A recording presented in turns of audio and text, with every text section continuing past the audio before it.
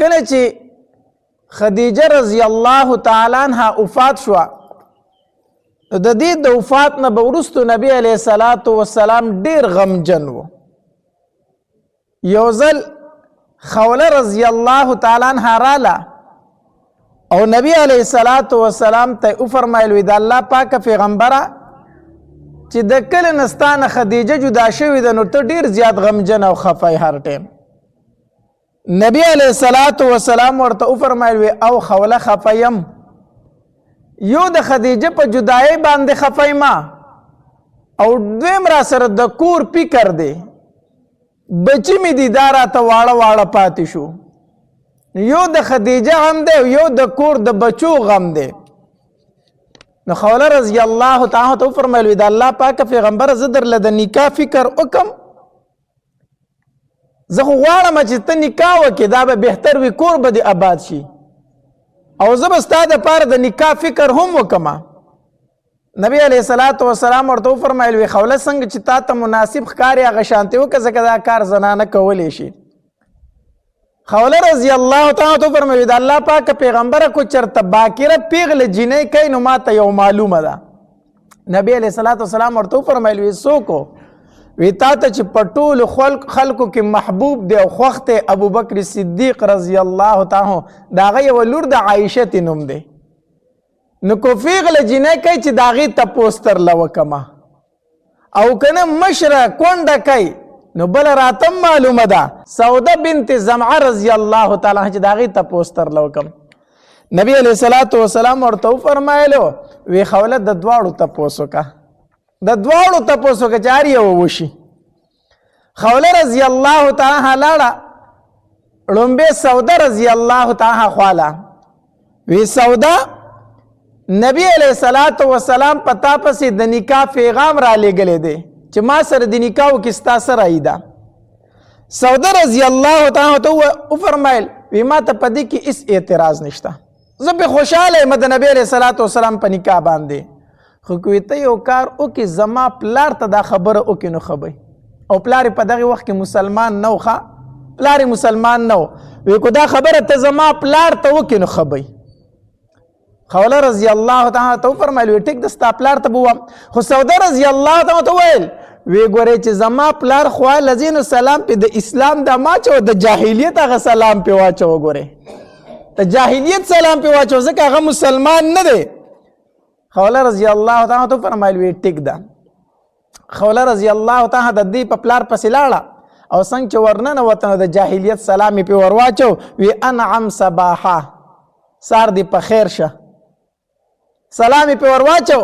هغه ورته وی څوک یې ومې نه پېژندلې وی خوله یمه وی ښه بیا یې ورته په خیرعلي وی په خیرعلي راځه راشه کښېنه. خوله رضی الله تعالی کښېناسته، پلار یې تپوس کوي خوله څنګه رالې وی زه خو دې دپاره رالم ستا لور چې کومه سودا ده هغې پسې نبي علیه الصلاة والسلام د نکاح پیغام را لېږلی دی نو ته څه وایې. نو د سودا رضی الله تعالی پلار وفرمایل وی یاره کم یاد هغه محمد صلی الله علیه وسلم وی او هغه یادومه هغه پسې پیغام د نکاح را لېږلی دی. وی یاره ډېر شریف خاندان والا خلک دی، ډېر لوړ خاندان والا خلک دی، ډېر ښه خاندان والا خلک دی، زما په اعتراض نشته دی، خو نه پوهېږم چې زما لور به څه وي سودا چې د هغې رضا به یې او که نه به یې. خوله رضی الله تعالی ته وفرمایل وی اول په هغې پسې تللی وم هغه پې رضا ده، هغه پې رضا ده. وی ټیک ده چې هغه پې رضا ده نو بیا یې نکاح دې وکړي، نکاح دې وکړي. سودا رضی الله تعالی نکاح د نبی علیه الصلاة والسلام سره وشوله. چې کله د دې رور خبر شو عبدالله ابن زمعه دا د سوده رضی الله تعالی رور و، چې دا کله عبدالله خبر شو دی مسلمان نو چې زما خور نکاح وکړه د نبی علیه الصلاة والسلام سره نو خاورې راواغستې او په سر یې واچولې، خاورې په سر واچولې. زه رسوا شومه وی زما خور لاړه او د هغه سره یې نکاح وکړه، زه رسوا شومه، زه بېعزته شومه، زه دا چغې به یې والې. بیا چې کله مسلمان شو د عبدالله ابن زمعه رضی الله تعالی وی ما یو خبره ډېر زیات خفه کوي، ما ډېر زیات یو خبره خفه کوي، دا مې چرې نه یېرېږي. چا ترې نه تپوس وکړي عبدالله کومه خبره؟ وی کله چې زما خور د نبي علیه الصلاة والسلام سره نکاح وکړو زه دومره ناپوه وم چې ما په خپل سر خاورې اچولې،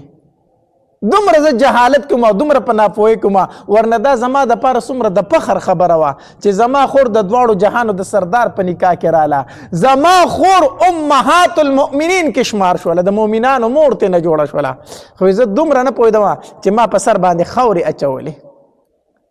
نو د سوده رضی الله تعالی عنها نکاح د خدیجه رضی الله تعالی عنها د وفات نه وروستو د نبی علیه الصلاة والسلام سره شوې ده او دا د جسم په اعتبار سره ډیره لوړه او دنګه ښځه وه دا سوده رضی الله تعالی ښکلی جسم ول الله ورکړی و لوړه هم وه دنګه هم وه او د جسم نه موټي هم و غټ جسم یې و درانه هم وه او طبیعت یې چې و نو خندرونه طبیعت و مزاقي طبیعت و اکثر د خندا خبرې به یې ډېرې کوي کله ناکله به چې نبي علیه السلام کېناسته نو دوی به ډېر وخندو نبي علیه السلام نو خندرونه طبیعت و د دې یو ځل وله بیا نبی علیه السلام ورله اراده وکړه چې طلاق ورکړي دې ته نو دې سوده رضی الله تعالی عنها فرمایل وی ماله طلاق مه راکوه زه په دې خوشحاله یم چې ستا په زوجیت کې یم خیر دی زه به خپل نمبر عایشې ته پرېږدم خپل نمبر به زه هغې ته پرېږدم به هر حال بیا ورله نبي علیه الصلاة والسلام طلاق نه دی ورکړی او په 54 هجري په 450 هجري کې بیا د دې وفات شوی دی دا راجح قول دی نو به هر حال درېمه بیبي د نبي علیه الصلاة والسلام چې وه هغه سوده رضی الله تعالی عنها